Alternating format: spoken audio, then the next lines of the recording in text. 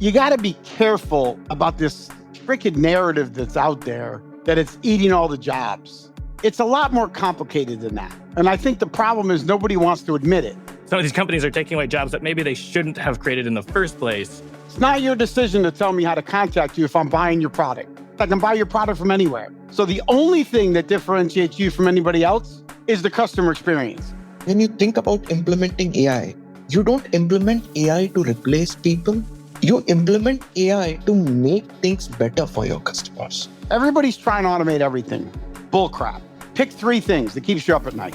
Start there. You should see an ROI in 30 to 45 days if you do it properly.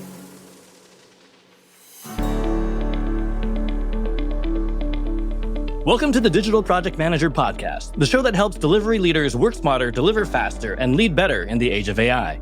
I'm Galen, and every week we dive into real-world strategies, new tools, proven frameworks, and the occasional war story from the project front lines. Whether you're steering massive transformation projects, wrangling AI workflows, or just trying to keep the chaos under control, you're in the right place. Today we are talking about large-scale AI transformation projects and what we can learn from what goes right and what goes wrong. In particular, we're going to be zeroing in on the world of customer experience, where customer contact centers everywhere are trying to incorporate the right level of AI into the customer and agent experience. With me today are 2 experts with deep expertise in both AI and change management in the CX world, Jim Iyoob and Manu Dwievedi. Jim is the president of ETS Labs and the chief customer officer at Etech Global Services. He's my go-to person when it comes to pragmatic, straight-shooting AI innovation that leads to operational excellence. And he's also a prolific author, as well as a member of the advisory board for our sister publication, The CX Lead. And Manu is the assistant vice president of ETS Labs and the co-host of Etech's podcast, where he does deep dive explorations into AI and CX with respected experts in the field. He's also the person that I call when I get asked about enterprise scale change management challenges in the AI transformation space. Jim, Manu, thanks for being with me here today. Thanks so much for having us. Excited. Thank you. I love digging into our conversations. I've known you guys for a little while. I expect us to zig and zag a little bit in interesting ways, and that's totally cool. But just so our listeners know, here's a roadmap that I put together today. I was mostly excited because you two, you're in this space. You're deep in the CX AI transformation space. There's been a lot of headlines in the news lately about big companies trying to incorporate AI into their customer experience. Some have a good outcome, some have a bad outcome.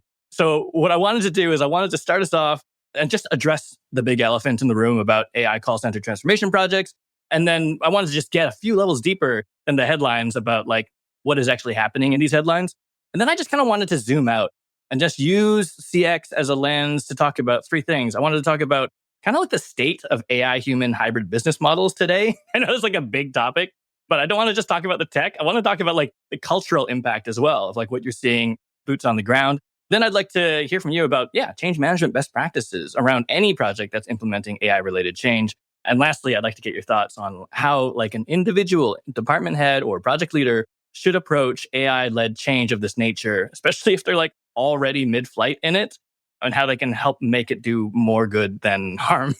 How does that sound to you two? That sounds awesome. It's going to be a good one today. Well, let's start with the hot question. And here's the way I see it. Even outside of the world of customer experience, a lot of us have seen these headlines, like the one about Klarna replacing almost all of its human call center agents with AI, only to like rehire most of their call center staff after a few months. Other examples just like that. So here's the question. When we hear about layoffs and roles that actually appear to be getting replaced by AI as a result of a big strategic pivot, how much of this is exactly what it looks like on the surface? And how much is perhaps like more complicated than it seems? Yeah, I'll probably get in all sorts of trouble for this, but in 2019, I spoke in Montego Bay, Jamaica, and basically said AI is not replacing your people. But like, you really got to think about this differently. You got to be careful about this freaking narrative that's out there that it's eating all the jobs. I mean, it's a lot more complicated than that. And I think the problem is nobody wants to admit it. So if we look at it from a holistic viewpoint, most companies overcorrected when we had this pandemic. So basically, people were showing up for work because they were all remote. Let's be clear. So people are showing up for work. Let's hire more people, and really what's happening is a lot of people are just right-sizing right now because you hired so many people. And now they're saying we're pivoting to AI, which is why I'm getting rid of people. That's not really true. it's really not strategic when you think about it. They didn't plan properly, and now you're reacting to what the market is telling you. I can tell you, Etech as a company, we've grown jobs, even with AI, deploying AI everywhere. What AI is doing now, and in my opinion, is really its productivity to get people to do things better, faster, but it's enabling them to do it. What it's allowing us to do, though, is give more skilled people more roles, right? And I think the companies that are using these mass layoffs are using that because they're basically saying, hey, it's not me, it's AI. That's why I'm laying off these people. And I just think it's wrong because AI is always going to need human people. We talk about it all the time. Human in the loop. AI is only as smart as the person that programmed it. So guess what? You need people to do that. And that's really what I'm looking at it versus what everybody else is saying about it. Everybody's just blaming AI for why I'm downsizing. And by the way, the reason you hear these stories about people bringing back is because they didn't know how to deploy it in the first place. So instead of taking that customer experience, you pissed off half your customers. So now guess what? You got to pivot back because you didn't do it right in the first place, which I'm sure we're going to talk about today with change management. I really like that perspective of like the cause and effect is a longer period of time than we're looking at. And also that notion that AI is being used as like an excuse. And you could kind of like, as you're saying that, I'm like, I can see how that works up and down, right? You're like, you've got your shareholders and they're like, why aren't you 10xing shareholder value by replacing everyone with AI? And when you're looking down, you're like, okay, well, also I need to justify some of the changes that we're making. Whereas it is actually a correction. I remember it was early 2020 and like I was part of a massive layoff at a large consultancy. And part of it was, lockdown and like the pandemic and everything. But then, when I got down to it, they're like, actually, we were planning this for months. It was just the circumstances that made us pull the trigger a bit sooner than we meant to, than we had planned to. But it was always the plan. And I was like, oh, that's interesting. And I suspect, I'm glad that we're talking about this because I could see how that correction would take place, right? It's like, oh, well, a lot of the contact centers didn't even think that they could do remote call center at the beginning of lockdown. And then suddenly it worked. And then I could imagine it perfectly. Okay, you're getting like higher call volume. Okay, let's hire more people. It's actually easy now. We don't even have to get workstations set up, they're remote. And actually, this is like a correction of that. I think that's fascinating. Yeah, absolutely, Galen. When you think about it, and just like you said about stakeholders specifically, right? What's an easier story to tell? Is it that, hey, I had easy money, I hired a bunch of people and I don't need them now? Or is it that AI, I don't need more people now? So people are actually trying to just use AI as a scapegoat. And that's it's interesting about the headlines and what I learn about news media more and more every day is that it's political, right? Like the stuff that's in the headlines is political. It's going both ways. You're thinking about the stock or the investors, and you're also thinking about messaging to the broader population of what's happening in the world. And sometimes that gets muddled. And our takeaway is, oh my gosh, AI is taking all the jobs, even though it said it wouldn't. Whereas the answer is some of these companies are taking away jobs that maybe they shouldn't have created in the first place. And they're going to use AI as the excuse, which is fascinating. I wanted to zoom out maybe a little bit because folks in my network and folks who listen to the show, a lot of them are being asked to reimagine parts of their business through the lens of AI. That's the sort of directive that they're given. But when they receive those marching orders, it's pretty vague. It's more vague and just directional than a plan. And a lot of them are sort of left scratching their heads about where to start.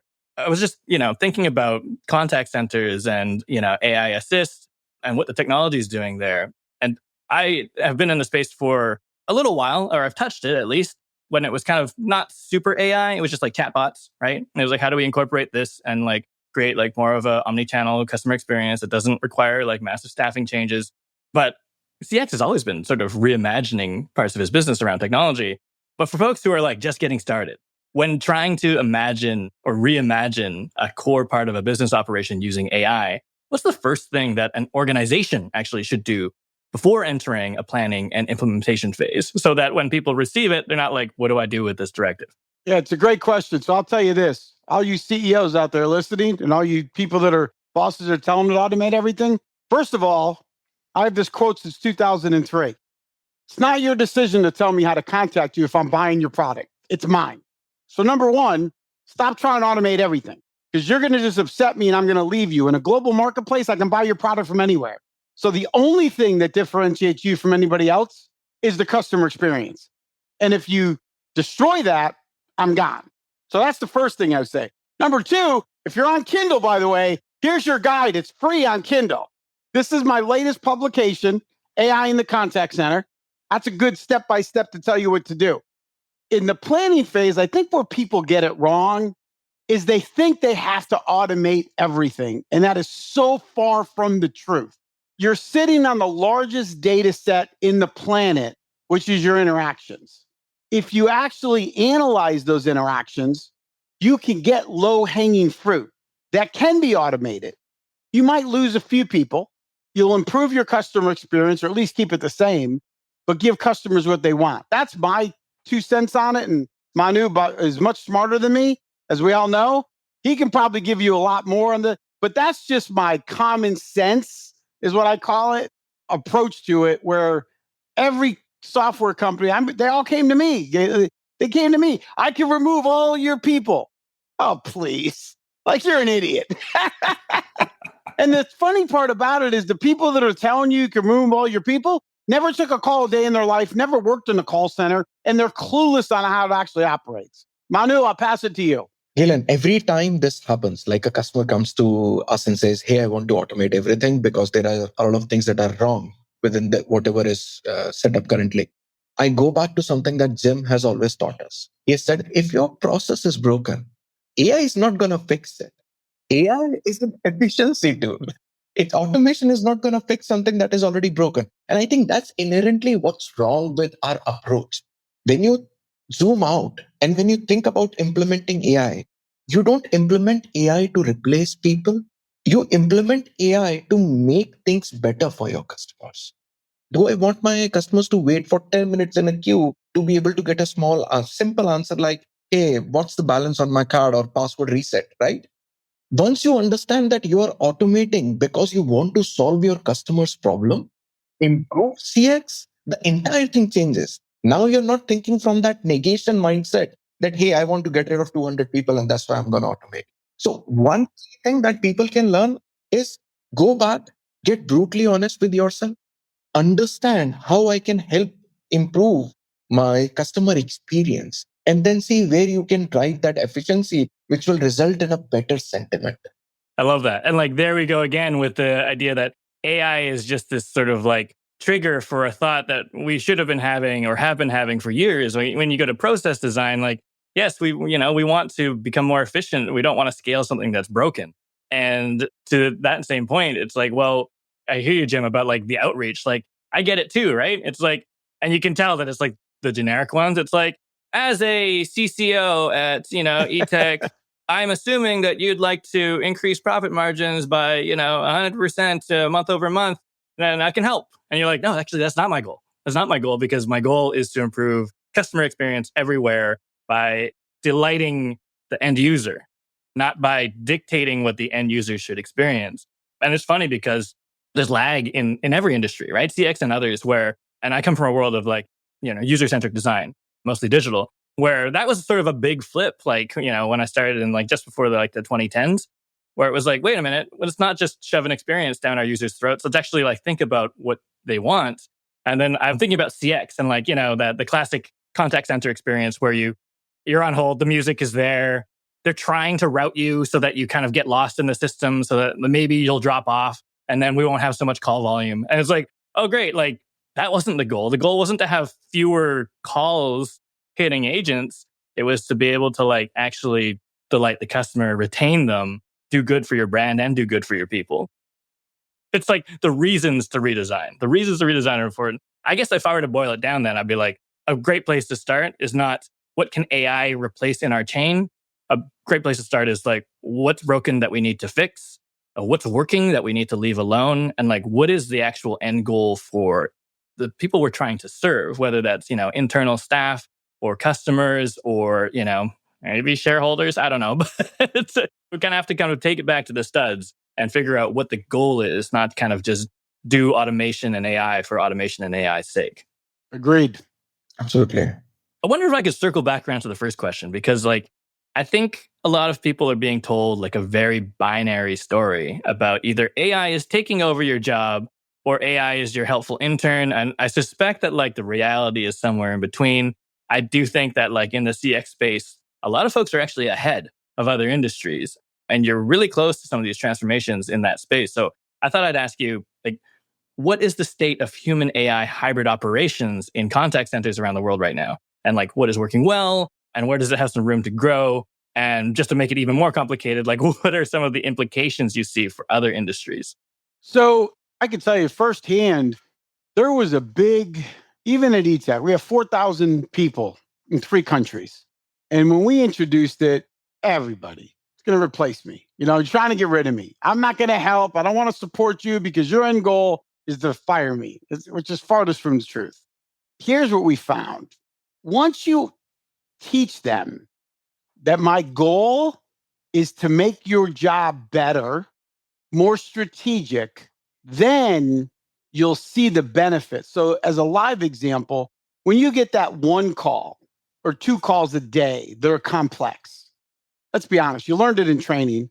You've taken 50,000 calls, and this is one that you got training 2 years ago. Would it make sense if I give you an assistant to help you with that question that you get once every 6 months? They listen to that because that's what I'm trying to do.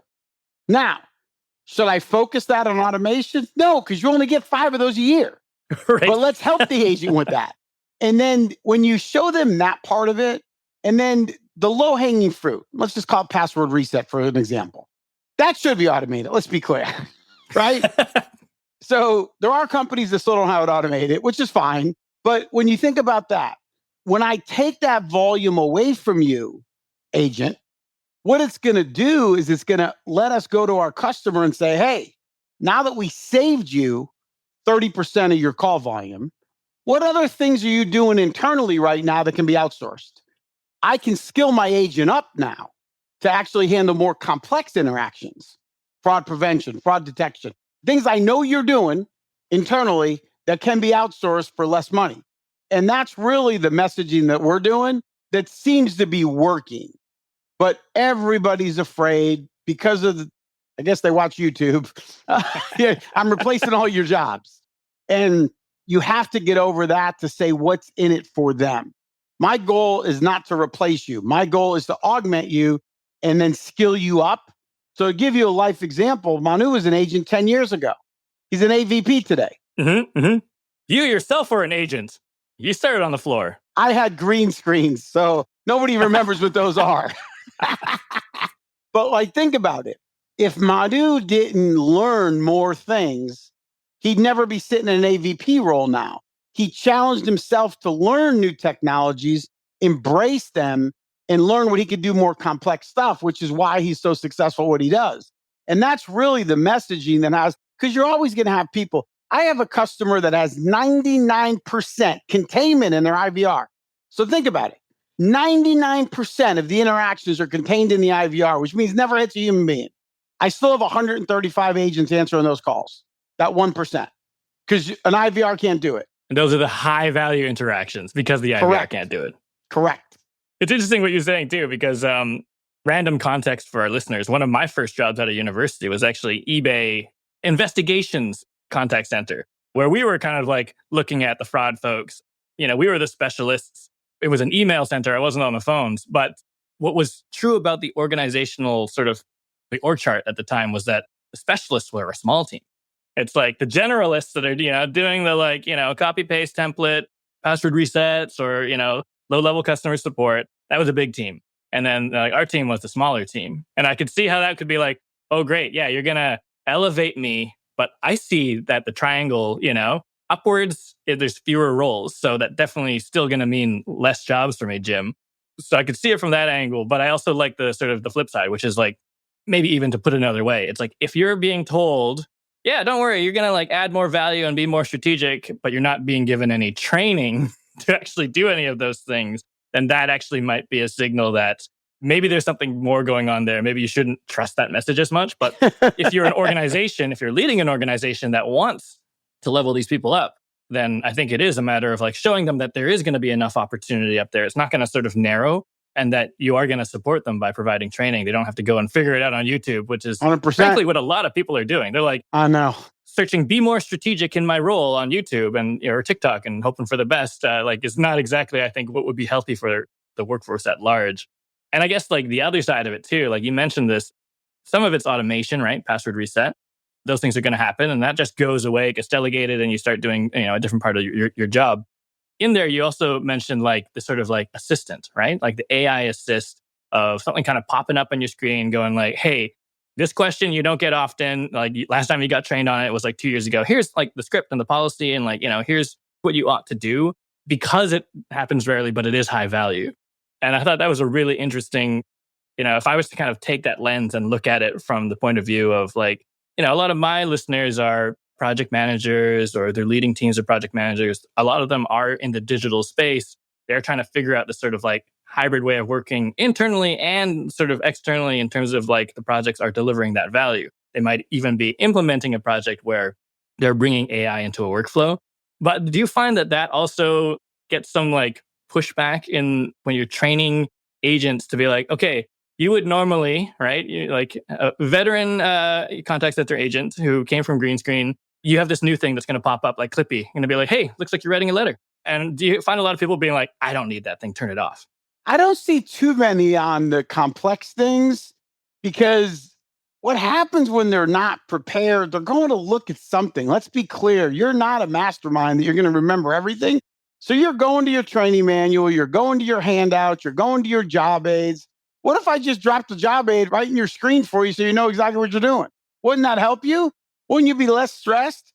Wouldn't you want to continue eating your cookie that you're not supposed to have at your desk right now, right, while you're doing this? I mean, that's really what it is. And I think if you have fun with it and explain to them that, I think it works well. To answer your question, there's always 1%. Doesn't matter what you do, they're just going to be miserable. And you can't fix those. Those are the people that are going to be replaced, by the way. Yeah. In fact, while Jim was saying this, I just recalled something that just happened on a call before this, where you and I, we were both there. I'll tell you a story, Galen, but I'll tell you the result first. So there is this call happening. A lot of people are sitting there and you will hear someone saying they have amazing retention. I've not seen retention like this. Agents are not taking easy calls. So agents are happier. So that's the reason I think they're able to retain. Tech is working out very well. Our customers are happy as well. They are not waiting in queues.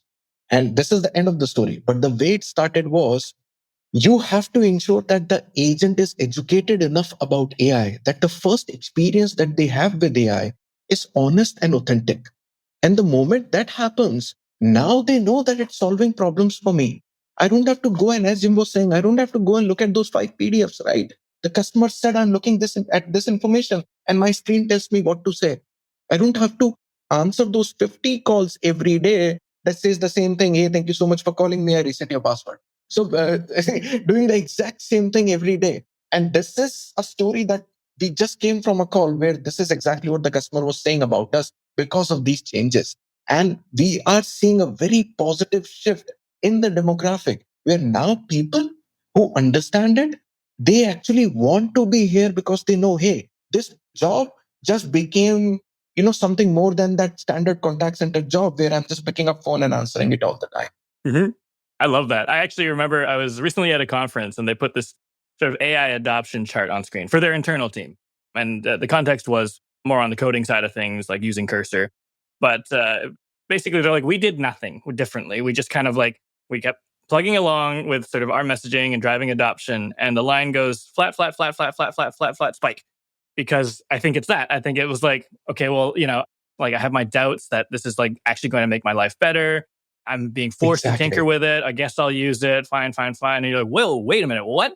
And then you're like, actually, parts of my job did get better. And I'm going to tell my friends, or my friends are going to tell me. And they're like, actually, you should get into this because like now I don't have to do password resets like for, 6 hours a day. I'm feeling more engaged. And suddenly that spike kind of like, I don't know, it's from a change management perspective, like we talk about this valley of despair where people kind of get stuck in change that has been sort of pushed upon them. And then they kind of need to like get themselves out of it. But this was kind of more like, it just seemed like a sort of cultural shift internally of like realizing the benefits after being told them, and the benefits didn't change. But once they kind of like, it took them time to sort of realize how it actually impacts them. And I like what you said about like first interaction with AI should be delightful as well, right? And like that's true of the customer in the customer experience, and also like the employee for the employee experience. Which, I mean, I was thinking about it. I was going to ask you actually about like sort of change management, like your sort of philosophy on change management.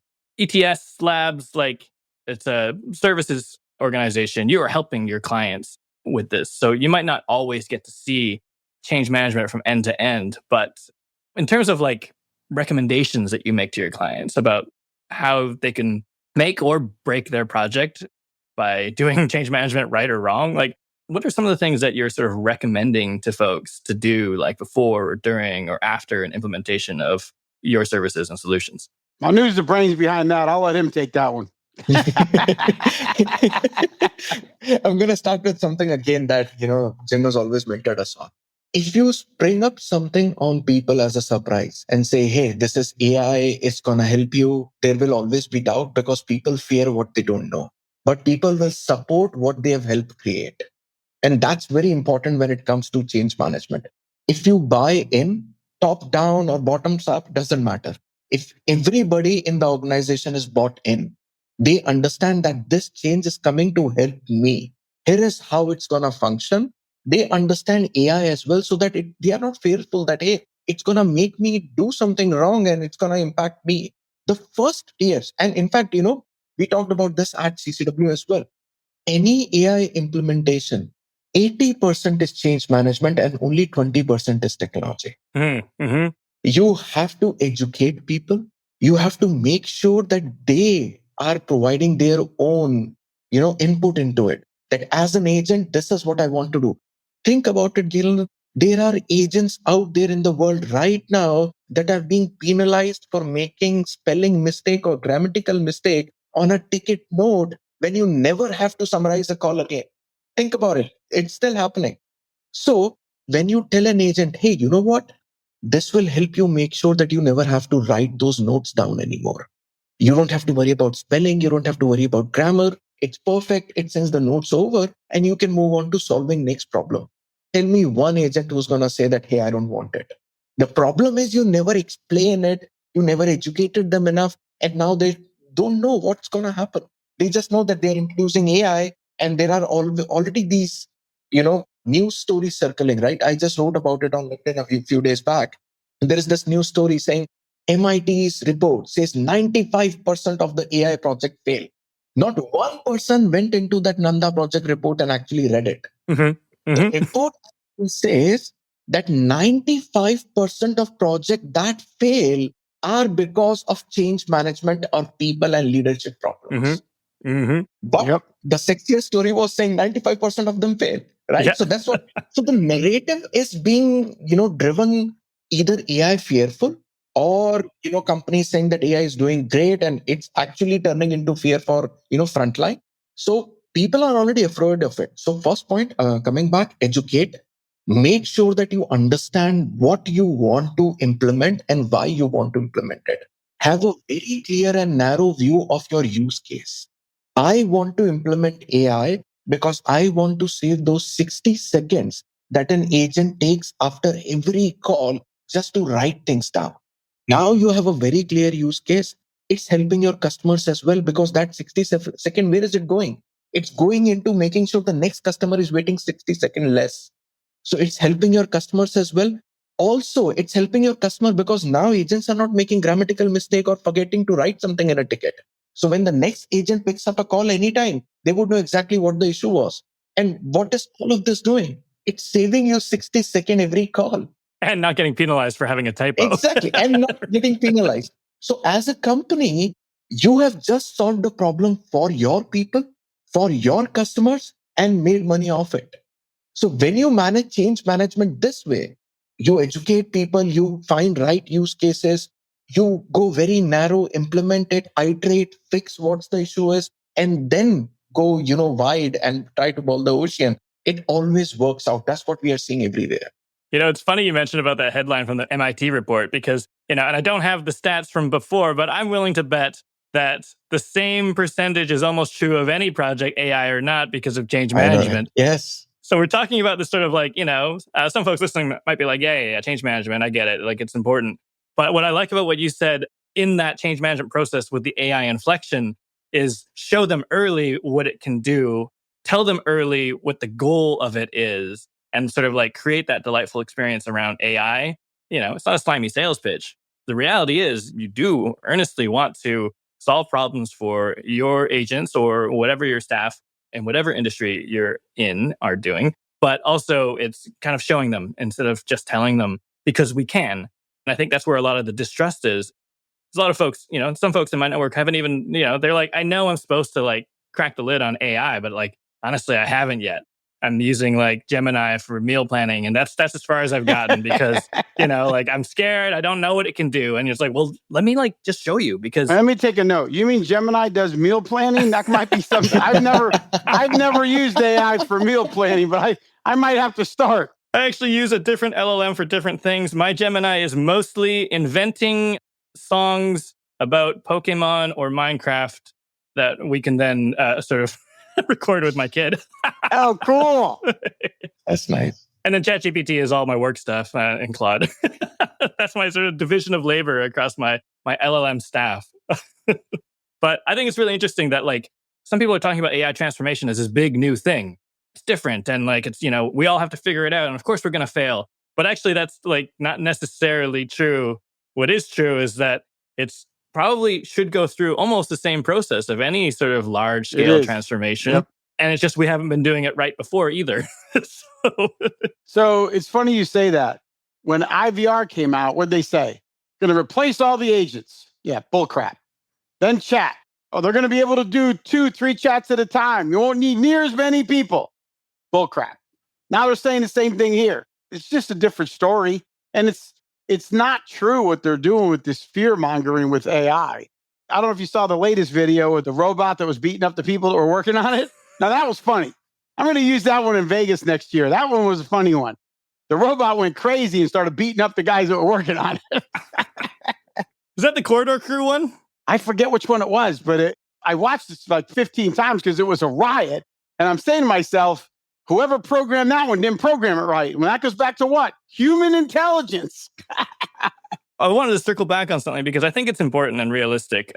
You said sometimes you might need to lose people. It's not like this utopia where like, don't worry, there's going to be more and more and more jobs. Like Etech has been successful at doing that, at creating more jobs. It's not necessarily true that everyone is going to be able to like retain their job. You also mentioned that some of the folks who are like not high performers are probably going to lose their job. But again, this is not the causality goes further back. It's not just because of AI. It's because you're a low performer and not taking your job seriously and not learning, not growing. So it's not really AI's fault. It's just the kind of trigger.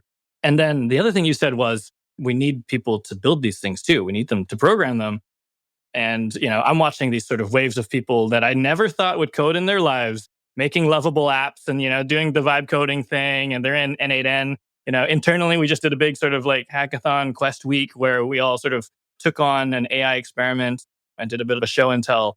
I think folks listening might be like, yeah. So what, like a call center agent is going to become like an AI developer? Is that a logical step? Is that a bit of a reach or like, is that kind of what we're saying in terms of the workforce or not necessarily? So great question. I say if you have the drive, like I say this, you have the will, it can teach you the skill.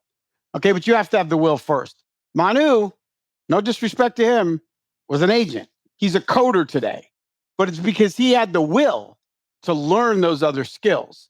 It's like my daughter. My daughter she graduated from college and now she wants to be a lawyer. And I told her, I said, ChatGPT is not going to help you get those LSATs. So in theory, you might be able to do it. But when you go for the actual test, understand you're going to have to know what you learned. And that's what some people are, unfortunately, in our society. I see a lot of people in school, like now they're banning, my 17-year-old, she's a senior now, they're banned her phone from school. So now she has to actually think on her own. Well, it's good for you, right? Because what are you using the phone for? Like, I don't have my ChatGPT. Like, so, oh my goodness, you're going to learn. This is just a terrible thing. Well, actually, that's a really interesting use case because you think about like the calculator or like, when I was in 11th grade sort of math, you get the like Texas Instrument calculator The that has remember the Texas Instruments one? TI-83. And then, at some point, someone's like, yeah, because you don't need to know all the math. Like in the real world, in the workforce, you're going to have a calculator, like we didn't know at the time, but like on your phone at all times. Now we have AI assist in the contact center. Is like, is there a fathomable future where actually your daughter is a lawyer with like hologram AI assist with like, the law just referenceable there with like a clippy there going like, oh, did you mean this part of the legislation? Yes. Okay. Oh, we could probably argue that this, do they actually need to know? They do. Here's why. Because if you look, there's tons of articles out there, if you Google it, on AI giving wrong answers. So that's why you need that human being. Like AI, that's why we say it's not replacing, it's assisting. I use AI all the time. I have 5 different platforms like you that use different things. But the problem is it's all based on who coded this thing to understand, right? And yes, can it learn from you eventually? Yes, it can learn your personality. It can learn your style of talk, your style of writing. But at the end of the day, you still got to read it because it does make mistakes. Mm-hmm. I could tell because people use it to send me stuff all the time. And you see it on LinkedIn, right? You can tell because it's got the emojis, it's got the crap in there that means nothing to me. They copy and paste it. I got BPOs, by the way, coming to me in LinkedIn saying, hey, listen, I just had one today. I see you're in logistics. No, I'm not even close. And they're trying to sell me their services. So that tells me the guy didn't even read it. He just copied and pasted, probably used it for everybody. And that's why you always need that human being part of it. That's the way I look at it. Actually, it's just a really clean picture of the future, whereas the workforce is changing. Education is important. We need people to upskill and we need to support them in upskilling. There has to be that will to do it. If you don't have that will to do it and you're a low performer, yeah, you're probably out of a job and that's probably your own fault, actually. But, not AI's fault. Yeah, and the mission is to get AI to be better and hopefully not take over the world. Like, I don't think that's what we're saying, but I think that there is this sort of harmony that can be achieved. And even though you're taking on this big sort of AI transformation project that is going to impact lives and people are going to hate it and some people are going to love it, at the end of the day, it kind of boils back down to any kind of change, any kind of transformation, whether it's IVRs or because of the pandemic or because of AI, it's still, the approach is actually still the same. It's still a human in the loop at some point, and it's still about the people. I wonder if I can ask one last question, because I want to kind of take this back down to like a practical level. But I was talking about my listeners who might be sort of, department heads or project leaders. What advice do you have for a department head or a project leader who is like already mid-flight on a transformation project that is adding sort of AI into like a core business function? And they're listening to this and they're going, oh crap, I should have listened to this before I started. Now, like, am I screwed? What can I do mid-flight that can make sure that from a change management perspective, from a tech perspective, from an operational perspective, that it'll do more good than harm? I would tell you domain expertise means more than any tech expertise, number one. I would say crawl, walk, run. Everybody's trying to automate everything. Bull crap. Pick 3 things that keeps you up at night. Start there.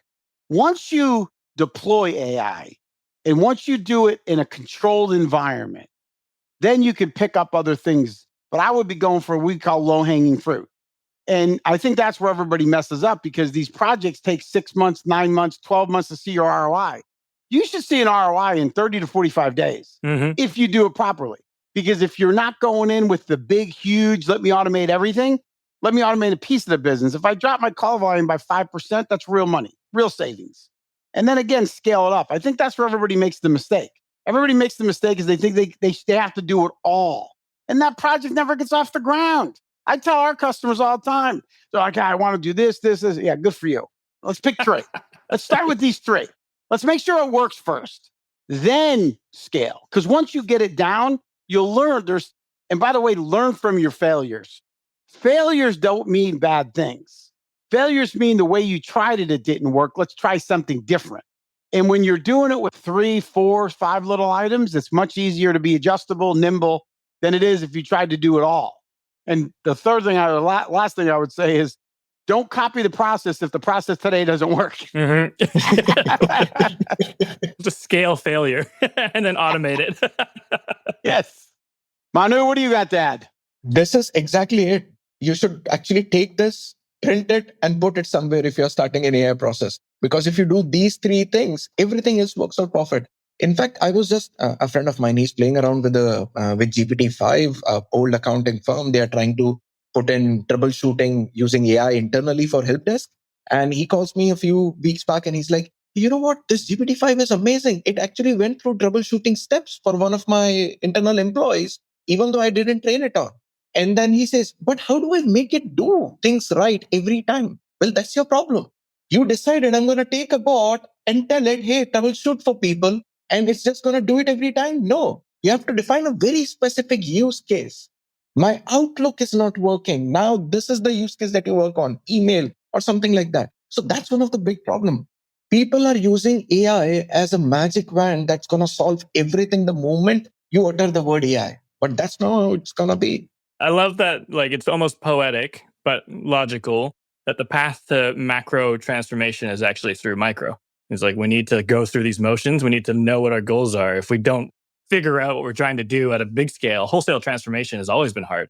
Even from that first wave of digital transformation, I know organizations that are still journeying to cloud or trying to get onto that other CRM or, trying to digitize this part of their business like 10 years later, 12 years later. And the reality is things will change in the world of AI and the world of work during that period of time. We have to think in shorter cycles. Agree. Yes. Awesome. Manu, Jim, thank you so much for spending the time with me today. This has been a lot of fun. Just before I let you go, where can folks learn more about you? So easy for me, LinkedIn, Jim Iyoob, Iyoob. I put out a Remarkable CX newsletter once a month. Subscribe to my blog. Mine's all about content. I say things people think about, but don't say it. So I tell people what they need to hear, not what they want to hear. So it's all educational stuff. Have some fun with that by all means. That's probably the easiest way to find us. Try not to sell me on LinkedIn. And if you do, I'm going to critique you like I did this morning. Yeah, do your research. Do your research first before you reach out to me on LinkedIn. You can connect with me all day long. But if you're trying to sell me on LinkedIn, you better do your research first, or you're going to get the message back from me that's critiquing how you did it. Amazing. Manu? You can find me on LinkedIn as well. I think that will be the easiest way. So Manu AI, you can go on LinkedIn, linkedin.com/n/Manu AI. It's a really good LinkedIn URL. Yeah, only he would have that.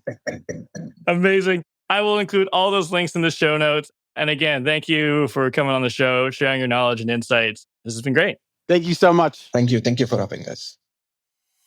And that's it for today's episode of the Digital Project Manager Podcast. If you enjoyed this conversation, make sure to subscribe wherever you're listening. And if you want even more tactical insights, case studies, and playbooks, head on over to thedigitalprojectmanager.com. Until next time, thanks for listening.